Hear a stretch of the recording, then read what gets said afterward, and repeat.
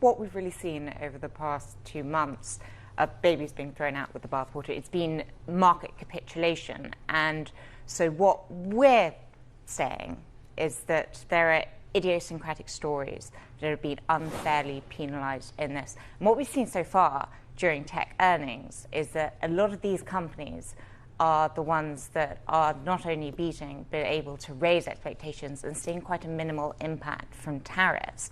We think some of the safe haven parts of the market, consumer staples, the terrible prints put out by Procter & Gamble, PepsiCo last week, those are the areas of the market we think are very overvalued, and you're not going to be able to see these companies pass on tariff-related costs. They don't have the pricing power, and the volumes are negative, so you're going to get massive volume deleverage.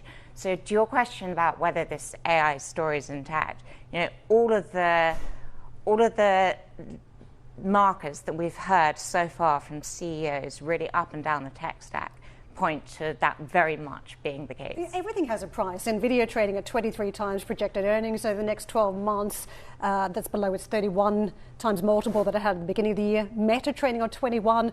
The view is, if you look at the earnings season's numbers, we'll get a 16% climb in profits from the Mag 7 stocks this year. That is down from 37%. So clearly there's been a reset. But this 16% is still above the 7.8% that other companies of the benchmark are meant to produce. So I've heard other moments in time where the conversation point has been, well, we go for technology because of the resilience in earnings. When does that come to the fore again? When do we hear that thinking?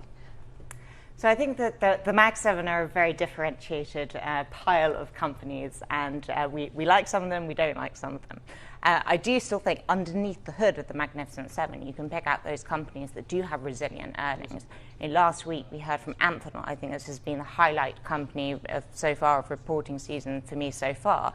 What we saw there was a 20% beat, a 20% raise, and that data center momentum, to your point earlier, was simply extraordinary. We saw 133% growth year on year, but more importantly, 34% sequential growth. So this actually tells us that we're seeing an acceleration in momentum. And the companies you want to be invested in at the moment, we believe, are those that are supply constrained, not demand constrained. So Amphenol, that provides the interconnects that go into the data centers, they said we would be able to sell more to our customers, to our hyperscalers, some of these Mag 7 names, if we could ship more.